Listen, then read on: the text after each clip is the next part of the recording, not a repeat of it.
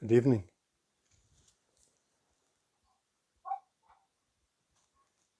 And thank you for coming. Thank you for helping to create the atmosphere of this thing that we call the Dharma Talk.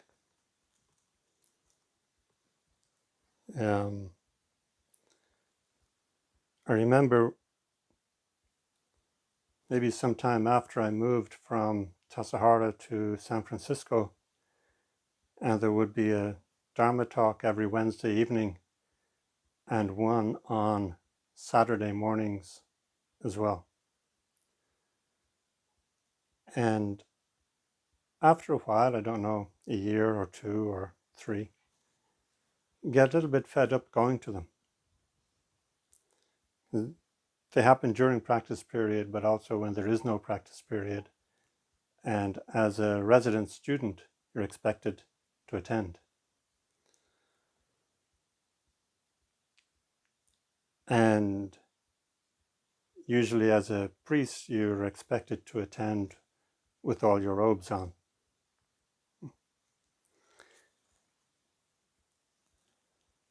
That's one of the things about being a priest. Somebody asked, what is the difference between being a priest and not being a priest? Somebody just answered by saying, it's all the robes. Everything takes longer. It takes longer to get dressed. It takes longer to get undressed. It takes longer to go to the bathroom. It just takes longer. You've got more stuff to deal with. But after going to Zen talks every week for quite a while, I thought, they're not all that great. Some of them were good, but usually kind of thought, yeah, it's okay. And then I realized that the content wasn't really the point. That the whole event is a ceremony where it's not exactly that we pretend there's something happening. It's just a ceremony like so many other Soto Zen ceremonies. There's bows at the beginning and there's bows at the end, and there's a form for the ceremony. And the form for the Dharma Talk ceremony is that somebody gives the Dharma Talk and everybody else listens. So by listening, you're playing your part in the ceremony. And by talking, I'm playing my part. And together, we make the ceremony happen. And as with perhaps all Soto Zen ceremonies, there's a setup. The ceremony has to be set up. And the reason that it has to be set up is to create an atmosphere and an opportunity in that atmosphere. An opportunity perhaps to see things as it really is, an opportunity to be present, an opportunity to appreciate the setup or to appreciate the ceremony.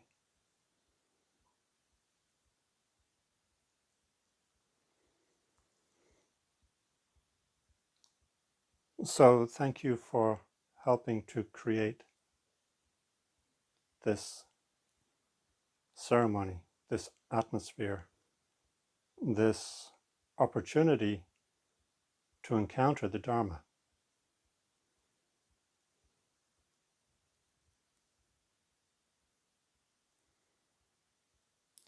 I thought during the week, well, let's go to today. I thought today, the days are getting shorter, noticeably so. And it's feeling more and more like winter with the rains and the winds and the occasional frosty morning. We're committed to our descent towards the solstice, our descent towards the shortest day of the year. And for some animals, they go into hibernation.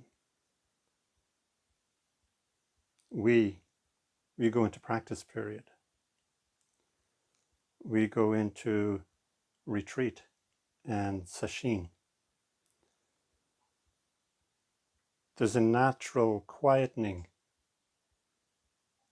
of the light and of activity, which lends itself to introversion, introspection, to deepening. So when this year, at the beginning, before we went into lockdown, and last year and the year before, I was setting out the retreats and sesshin for Ingen, I had this in mind,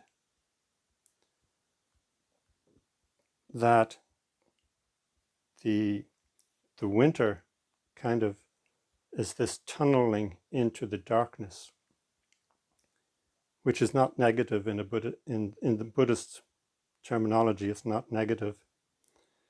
It means the absolute, or is a reference for the absolute.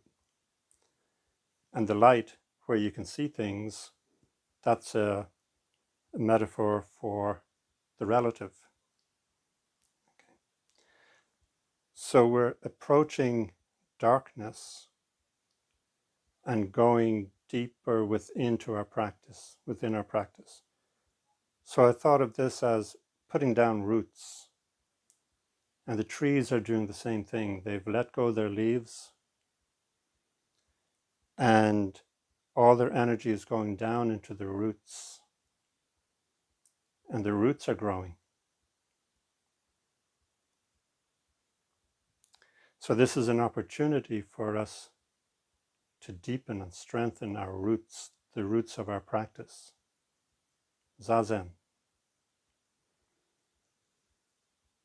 And then the spring and summer would be more like an opening up. So I have this retreat called the Lunasa retreat. Well, could be called either the summer solstice retreat or the Lunasa retreat, depending on when teachers are available, because I invite other teachers in. And they teach something other than Zen, dancing or other forms of meditation. And this has the sense of opening up, of flowering, of branching out and trying new things. So we have the summer retreat and the winter sesshin, kind of the solstices of practice at Ingen. And now we're moving more deeply into that winter period, into that darkness.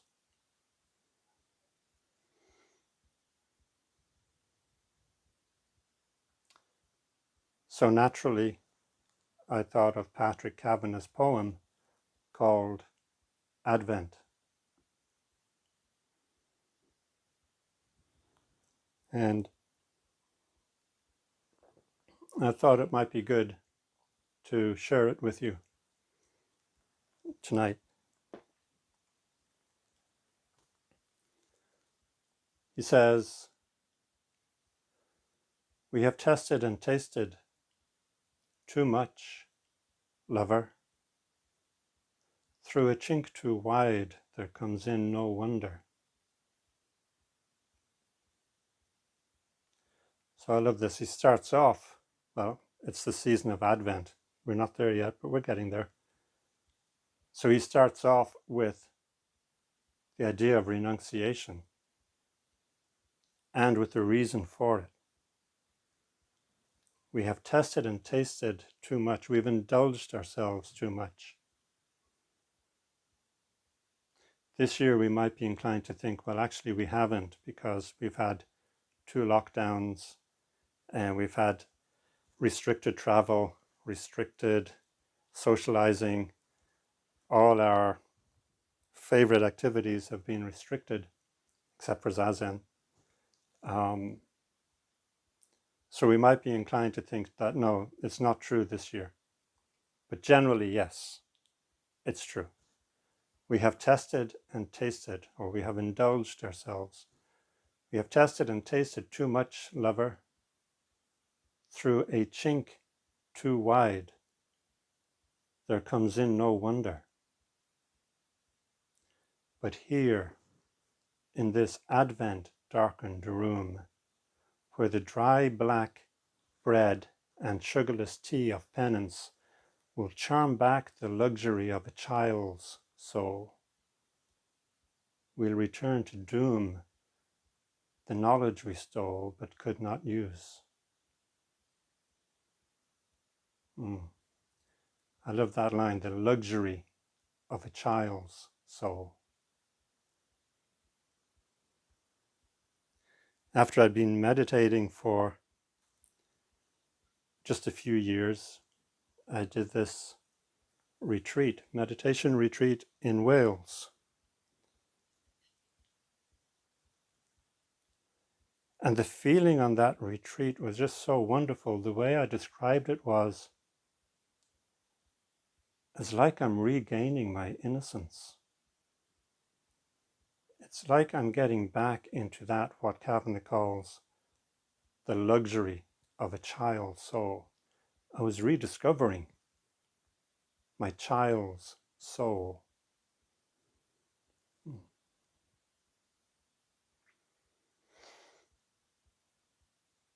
And it's the penance that will charm back. I like that. We engage in these activities, and these activities charm back the luxury of a child's soul. Then he says something interesting. We'll return to doom the knowledge we stole but could not use. So I wonder, what knowledge is that? What knowledge did we steal? Well, this is Advent. We're not there yet. I mean, the poem is Advent, so it's around a Christian practice period called Advent. So the knowledge we stole could be Adam and Eve. They stole the tree of knowledge. And it was the knowledge of good and evil. Okay. So we stole this knowledge, and it turns out we don't know how to use it. The knowledge we stole but could not use.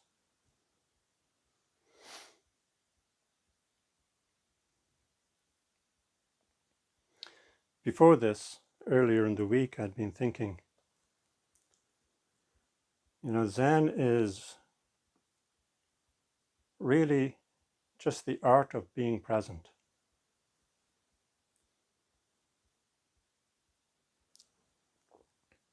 And then I thought, and so it's also the art of conflict resolution. Because when you're present, completely present, all conflicts are resolved. including, just thought of this with the poem, including the conflict between good and evil.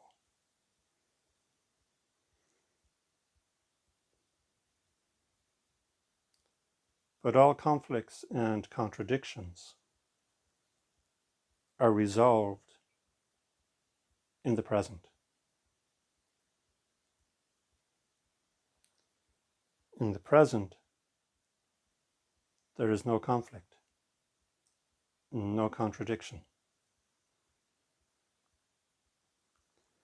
But the way to get there is the way of contradiction and conflict. I'm not saying that we should have conflicts with each other or that we should contradict each other, but that through the observation of internal conflict, we become more present and more attuned to what is going on and to what the conflict is.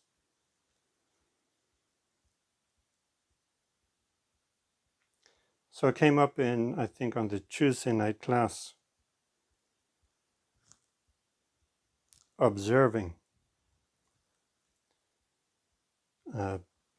Observing as we are being present, we observe what is happening. And in that observing, we are also allowing what is happening. We are not opposing it, and we're not encouraging it.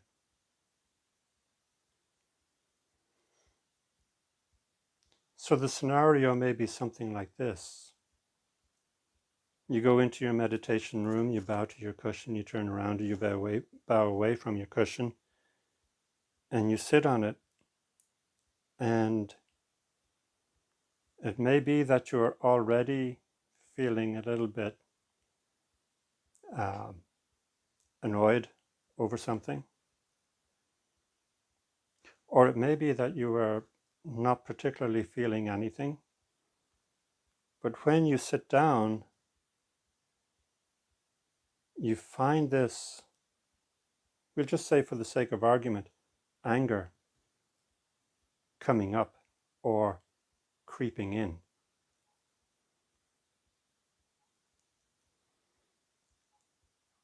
As you're being present, you're aware of this. You are aware of this, a little bit like watching the tide coming in. You're aware of it on an incremental basis because you are being present. If you try to avoid it or get around it, and you take a mini vacation for a few minutes, and then you come back, you might find that you're completely covered in water and you have to get out. But if you stay with it and let the water gradually come in, this is a little bit like Al Gore's frog. If you're with it, present, completely present, while it is happening, that emotion, that feeling may very well fill the whole of your consciousness. You have allowed it to arrive and you have watched it arrive. You have made room for it as it arrives. And the way that you would do that is noticing how it feels, noticing where you feel it, and just staying with it. And this might not be anger, this could be grief, or sorrow, or joy. Laughter is very difficult, but possible.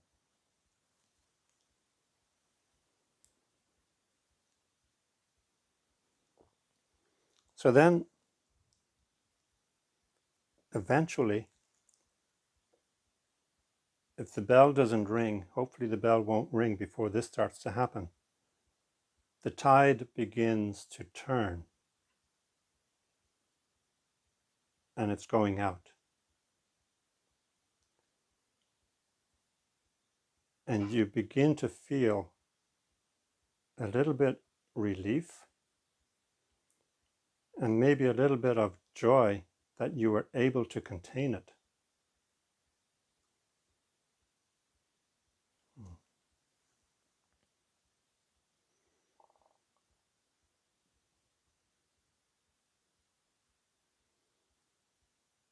The luxury of a child's soul. How do we regain our lost innocence?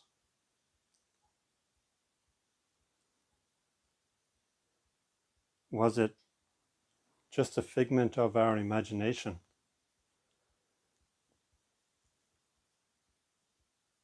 Or were we really innocent?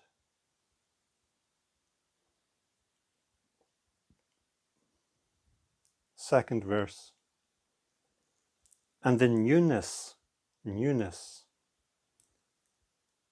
that was in every stale thing when we looked on it as children.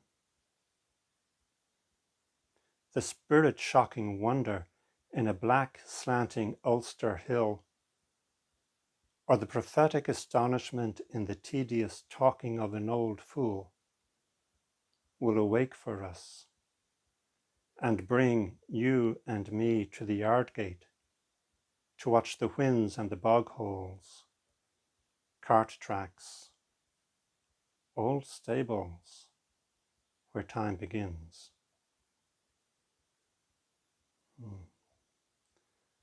Time begins in childhood. Maybe it begins as we come out of childhood.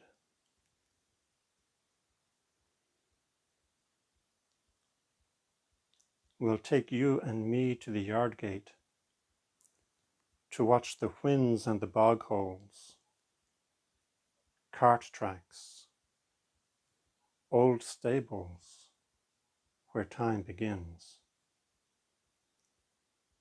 There's a certain kind of timelessness in looking at an old gate or an old shed on a dark winter's day or on a misty winter's morning.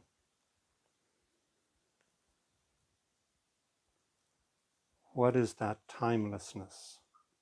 What is that quality of timelessness? There seems to be an eternity about this scene.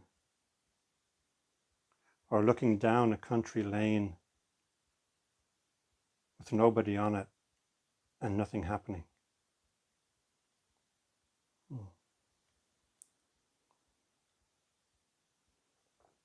The newness that was in every stale thing when we looked on it as children. Remember seeing snow as a child. Remember seeing mountains and rivers as a child.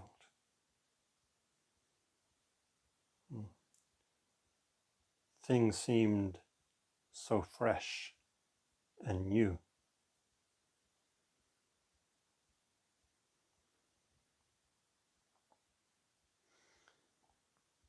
So as you notice this tide beginning to leave you, you may feel a little bit relieved. You may feel a little bit cleansed. You may feel a little bit happy that you are actually able to do this.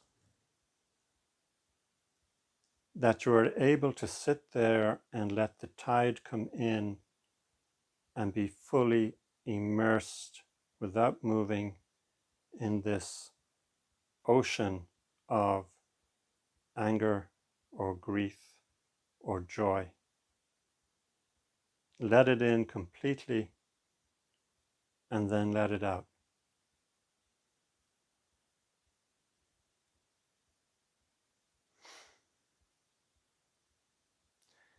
As we sit in a retreat or in a practice period, as we sit in a sustained way, the conflicts that we have to deal with hopefully diminish.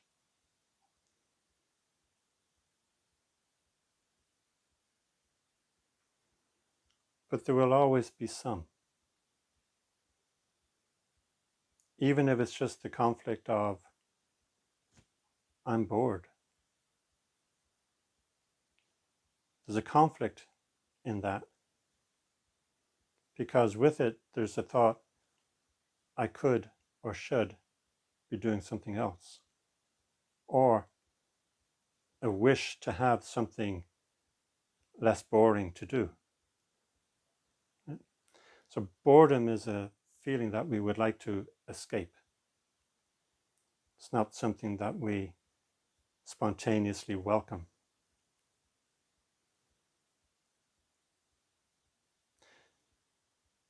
So as we sit in a practice period and make space for sitting and turn over in our minds the various themes of the practice period or the various themes of our dharmic life, we may find that our mind begins to quieten.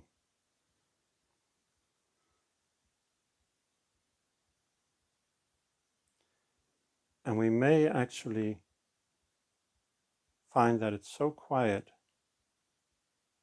we can actually take another step and go into very subtle conflicts.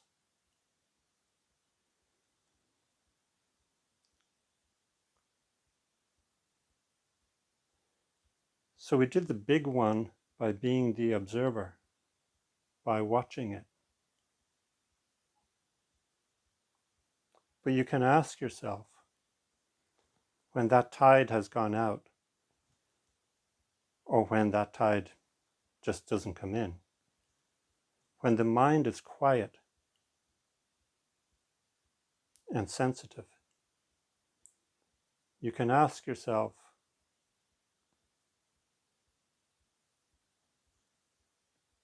can you see, can you observe the observer?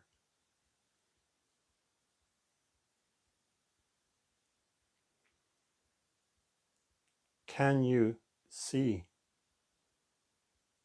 the observer? Or you can ask yourself, who is the observer?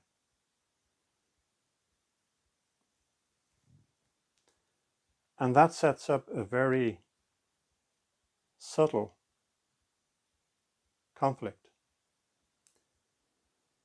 Which side of the line are we on when we try to observe the observer?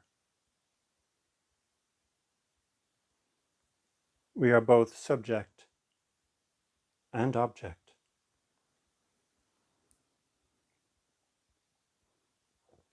We find ourselves on different sides of the line that nobody drew.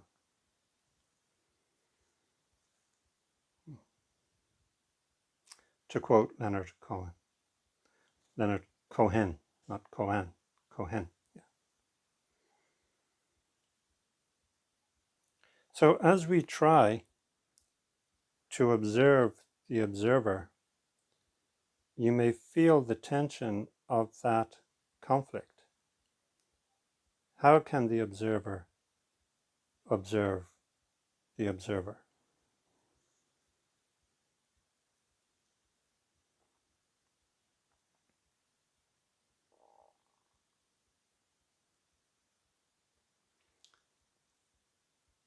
To quote Meister Eckhart, The eye with which I see God is the same as the eye with which God sees me.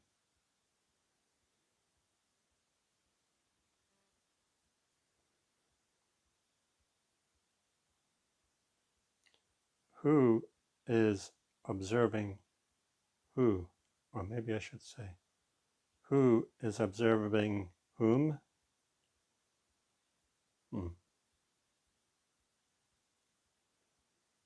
How do we resolve this conflict? By posing it and by sitting with it. Eventually, it becomes resolved.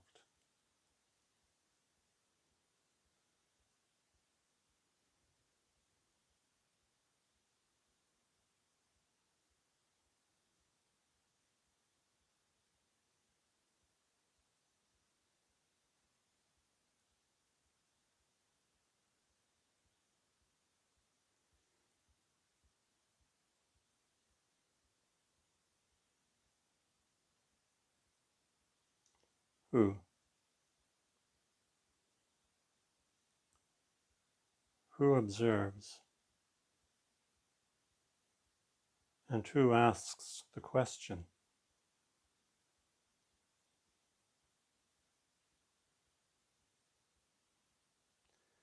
If we say that I am observing,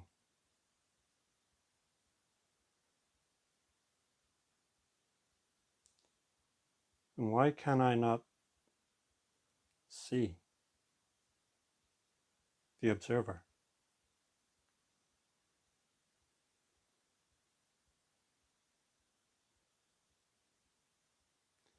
Am I the object or the subject?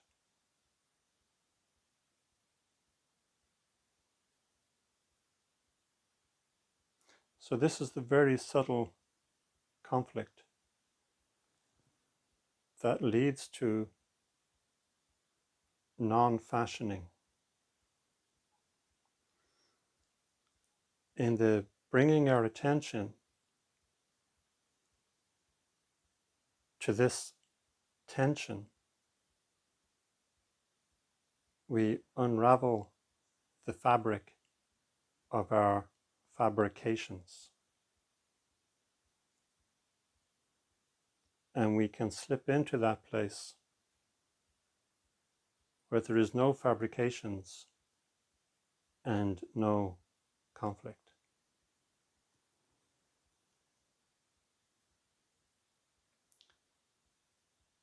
Oh, after Christmas, we'll have no need to go searching for the difference that sets an old phrase burning.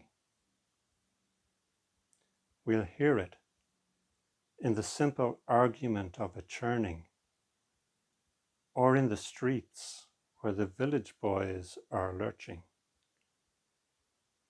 And we'll hear it among simple, decent folk too, who borrow dung in gardens under trees, wherever life pours ordinary plenty.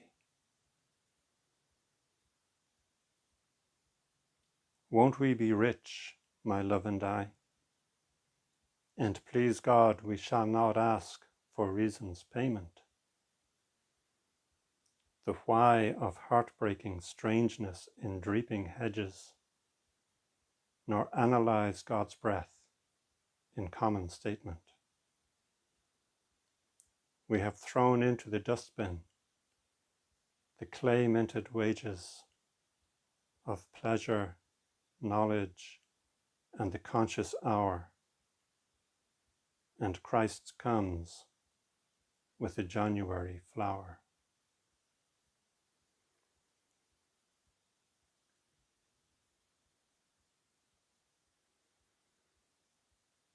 So January may seem like a long way off, but it's not that far. There's only a few weeks before our Rohatsu retreat starts. That digging deep into the ground of being, that strengthening of the tree of Dharma in our life.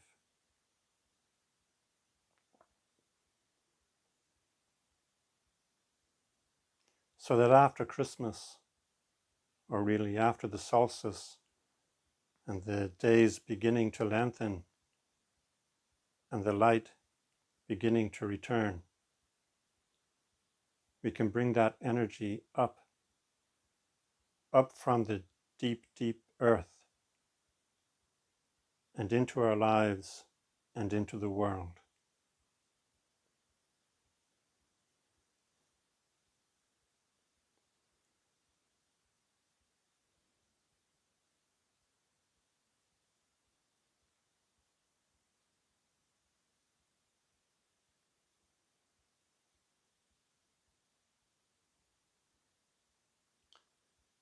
Dogen somewhere talks about the donkey looking down the well.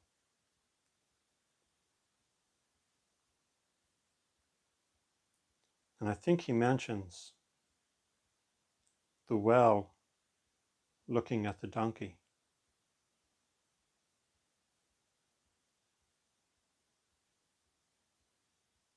Hmm.